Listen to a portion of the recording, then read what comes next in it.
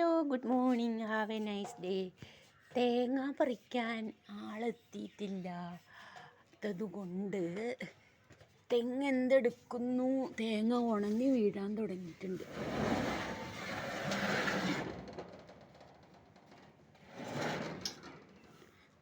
തേങ്ങ തന്നെ ഇട്ടു തരൂ. ഈ തോട്ടിയൊക്കെ, ഇവിടെ ഒരു തോട്ടി കൊണ്ട വെച്ചാൽ 2 അടി കൊടുത്താൽ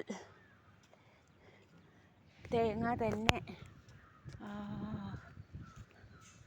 എനിക്ക് എത്ര കൊല തേങ്ങയാണ് ഉണങ്ങിക്കിടക്കുന്നതെന്ന്. 1 2 3 തേങ്ങ പറിക്കുന്ന ആളോട് പറഞ്ഞിട്ടുണ്ട്. അയാൾ ഈ ആഴ്ച വരാൻ എന്നൊക്കെ പറഞ്ഞിട്ടുണ്ട്. എനിക്ക് 1 2 3 പിന്നെ ഇപ്പുറത്തെ സൈഡ് 4 4 കൊല 4-5 കൊല ഉണങ്ങിക്കിടക്കുന്നുണ്ട്. ഈശ്വരാ,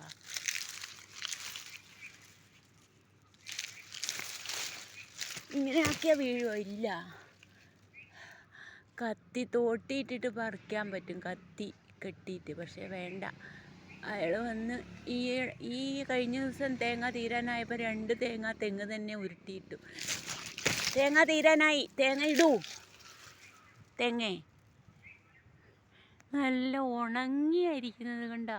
ഇതിൻ്റെ എണ്ണയാട്ടിയിട്ട് കുറച്ച് കൊപ്രയും കൊണ്ട് എണ്ണയാട്ടിയിട്ട് ധാരാളം എണ്ണ കിട്ടി. ഇപ്പം 2-3 മാസമായി ഉപയോഗിക്കുന്നത്. ഇനി ഒരു ലിറ്റർ എണ്ണ ഇരിക്കുന്നുണ്ട്. അതാണ് ഈ തെങ്ങിൻ്റെ ഗുണം. പിന്നെ നല്ല വെള്ളമൊക്കെ കൊടുത്ത് ഒരു തെങ്ങെങ്കിലും ഉള്ളത് നമുക്ക് വീടിന് നല്ലത്, അത്യാവശ്യമാണ്. ഒരു തെങ്ങ് പോരാ കേട്ടോ. ഏതോ ഒരു തമിഴ്നാട്ടുകാരൻ പറഞ്ഞതാണ്, ഒറ്റ തെങ്ങായിട്ട് വെക്കാൻ പാടില്ല, അതിന് കൂടെ ഒരു തെങ്ങും കൂടെ വേണമെന്ന്. അപ്പോൾ എനിക്ക് 1 അല്ല 2 ഉണ്ട് തെങ്ങ്. ഒരെണ്ണം വെട്ടിക്കളഞ്ഞതാണ് വീടിൻ്റെ ഫ്രണ്ടിലായതുകൊണ്ട്. പിന്നെ കന്നിമൂലയിൽ ഒരു തെങ്ങ് വളരുന്നുണ്ട്. പിന്നെ ഒരു കുഞ്ഞൻ തെങ്ങ് സ്റ്റെപ്പിനിയായിട്ട് വളരുന്നുണ്ട്. അവരെല്ലാം കൂടെ വളർന്ന ആവശ്യത്തിന് തേങ്ങ കിട്ടും.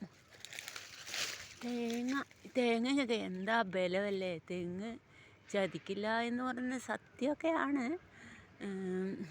എന്തോ ഉണങ്ങിയാണ് കിടക്കുന്നതെന്ന് നോക്കിയാൽ, മൂത്ത് വിളഞ്ഞ്. ആ തേങ്ങ പറിക്കുന്ന പുള്ളീനെ ഒന്ന് വിളിക്കണം. എന്നിട്ട് 1 2 3 4 5 കൊല, 5-6 കൊലയുണ്ട് പറിച്ചെടുക്കാൻ. വേണേൽ കുറച്ച് ആട്ടിക്കുകയും ചെയ്യാം, എണ്ണയാക്കാനും ഉപയോഗിക്കാം. ടെറസിൻ്റെ മുകളിൽ കൂടെ നല്ല സൺലൈറ്റ്. മുകളിൽ റൂഫ് ചെയ്തിട്ടില്ല, കുറച്ച് കാലമൊക്കെ കഴിഞ്ഞിട്ട് ചെയ്താൽ മതി, പ്രശ്നമൊന്നുമില്ല. നല്ലപോലെ പണിത വീടായതുകൊണ്ട്. പിന്നെ എന്തെന്ന് ചോദിച്ചാൽ, ആ സൈഡിൽ റൂഫിങ്ങൊക്കെ ഇപ്പോൾ എല്ലാവരും ചെയ്യുന്നുണ്ട്, വീട് പണിയോട് കൂടെ തന്നെ. എന്തോ നമുക്കും അങ്ങനെയൊക്കെ ചെയ്താൽ നല്ലത്. എല്ലാം നല്ലതാണ്, പക്ഷേ കടബാധ്യതയില്ലാണ്ട് ജീവിക്കുക എന്നുള്ളതാണ്. ആ കുഞ്ഞമ്പലത്തിലെ അമ്മയാണ് അപ്പുറത്ത് കാണുന്നത്. ഈ പ്ലോട്ട് വിൽപ്പന ആയിട്ടില്ലെന്ന് തോന്നുന്നു. ഒരു ബാങ്ക് ആൾക്കാർ വന്ന് നോക്കി, പക്ഷേ സെയിൽ നടന്നിട്ടില്ലെന്ന് തോന്നുന്നു. നല്ല വിലയാണ് ഈ ഏരിയയിൽ, ഭയങ്കര വിലയാണ്. ശോഭ സിറ്റിയൊക്കെ അടുത്തല്ലേ, എല്ലാവിധ സംഭവവും ഇവിടെ അടുത്തല്ലേ. അതുകൊണ്ട് വില കുറച്ച് കിട്ടില്ല. ഞാനാണ് ഈ പ്ലോട്ട് മതിൽ പൊളിച്ച് കയറിയ ഫസ്റ്റ് ആൾ. അത് കഴിഞ്ഞ് നോക്കിയാൽ എന്തെല്ലാം സംഭവങ്ങളാണ് ഈ പ്ലോട്ടിൽ വന്നിരിക്കുന്നതെന്ന്. എനിവേ, ഇത് ചുമ്മാതെ ഇരിക്കുവാണോ?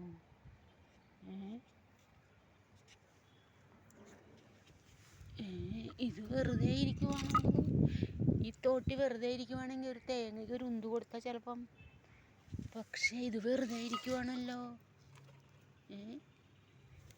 അരക്കൈയൊന്ന് നോക്കിയാലോ. ഒരു തേങ്ങയ്ക്ക് ഒരു തള്ളു കൊടുത്താൽ ചിലപ്പം വീണാലോ എടുത്ത്. അപ്പം ഇത് വെറുതെ ഇരിക്കുവാന്നല്ലേ. അത് ശരി, ഓക്കേ. എനിവേ, എക്സർസൈസ്, രാവിലെ മോർണിംഗ് എക്സർസൈസൊക്കെ ചെയ്യാൻ നല്ല സൗകര്യമാണ്. കൊപ്ര ഉണക്കാം, എല്ലാ സംഭവങ്ങളും ഉണക്കാം. റൂഫിങ് ചെയ്തിട്ടില്ലെങ്കിൽ ടെറസിൽ. പിന്നെ റൂഫിങ് ചെയ്താൽ അത്ര വീടിൻ്റെ ലൈഫ് കൂടുമെന്നാണ് എല്ലാവരും പറയുന്നത്. പിന്നെ പണിക്കാർക്കും സാധനങ്ങളുടെ ഉള്ള കടക്കാർക്കുമൊക്കെ സാധനങ്ങളും ചിലവാകും. അതൊക്കെയാണ് സംഭവങ്ങൾ. എനിവേ, ഇവിടെ എക്സർസൈസ് ചെയ്യാമല്ലോ. എക്സർസൈസ് ചെയ്യാൻ പറ്റിയ സ്ഥലമാണ് ടെറസ് നിന്ന്. പിന്നെ സേഫായിട്ട് കയറാൻ ഗോവണി വെച്ചുകൊണ്ട് നോ പ്രോബ്ലം. പക്ഷേ ദീപക്കിന് ഇതിൻ്റെ പൊക്കത്തിൽ കയറാൻ ഇച്ചിരി പേടിയാണ് തോന്നുന്നു. എനിക്ക് നോ പ്രോബ്ലം. അവന് നന്നെക്കാളും നല്ല വെയിറ്റ് ഉണ്ടല്ലോ. അപ്പം തടിയന്മാർക്ക് കയറാൻ ഇച്ചിരി ബുദ്ധിമുട്ടൊന്നുമില്ല. നല്ല സ്റ്റെപ്പാണ് മുകളിലേക്ക് വെച്ചിരിക്കുന്നത്. Any how, thank God. ദൈവം അല്ലേ ഇതെല്ലാം നമ്മൾക്ക് തന്നത്. ഇനി ഒരു വീട് ആക്കുക എന്ന് ആലോചിക്കാൻ പോലും വയ്യ അവസ്ഥയാണ്. ഓരോ കാര്യവും നേരത്തെ ചെയ്യാൻ പറയുന്നത് അതുകൊണ്ടാണ്. ഈവൻ ഒരു ലൈഫ് ഇൻഷുറൻസ് പോലും നാളെ എന്ന് വെച്ചുകൊണ്ടിരിക്കാണ്ട് പെട്ടെന്ന് ചെയ്താൽ നമ്മൾക്ക് വയ്യാത്ത കാലത്തും നമുക്ക് ആപത്ത് വരുമ്പോഴും ഒക്കെ ഒരു സേഫ്റ്റിയല്ലേ കുടുംബത്തിനും എല്ലാം. അത് ആൾക്കാർക്ക് മനസ്സിലാവുന്നില്ല. പക്ഷേ ആരെങ്കിലുമൊക്കെ മരിച്ചൊക്കെ കഴിയുമ്പം ഇൻഷുറൻസ് ഉണ്ടോ ചേട്ടാ, വല്ല ഇൻഷുറൻസിൻ്റെ പേപ്പറും അല്ലെങ്കിൽ അതിൻ്റെ രേഖകളും ഉണ്ടോ എന്നൊന്ന് തപ്പിക്കുക എന്നൊക്കെ ആൾക്കാർ ചോദിക്കുന്ന കാലഘട്ടമാണിപ്പം. പക്ഷേ ആർക്കും ചെയ്യാനും മടി. ബുദ്ധിയുള്ളവരൊക്കെ നല്ല ടാറ്റ പോലത്തെ കമ്പനിയിൽ ലൈഫ് ഇൻഷുറൻസ് ചെയ്തു വെക്കും. ബിസിനസ് പ്ലാന് ധാരാളം ഓഫറുകളോട് കൂടിയ പ്ലാനുകളൊക്കെയാണ് ഇപ്പം ഉള്ളത്. FG സുപ്രീം 6% മീൻസ് 6 വർഷം കസ്റ്റമർ അടയ്ക്കും, 6 വർഷം കമ്പനി അടയ്ക്കും ടാറ്റ. അത് കഴിഞ്ഞ് 13-ാം വർഷം മുതൽ പേ ഔട്ട്. പിന്നെ SVIP, അത് immediate income return. 1 lakh premium അടയ്ക്കുമ്പോൾ 10 ഡേയ്സിനുള്ളിൽ നമ്മുടെ കസ്റ്റമറുടെ അക്കൗണ്ടിലേക്ക് 35 to 40 എമൗണ്ട് ക്യാഷ് ബാക്ക് വരും. അതൊക്കെ നല്ല പോളിസികളാണ്. അത് കഴിഞ്ഞ് അതിൻ്റെ ബെനിഫിറ്റുകൾ, ധാരാളം ബെനിഫിറ്റുകളാണ് ആ പോളിസിക്കുള്ളത്.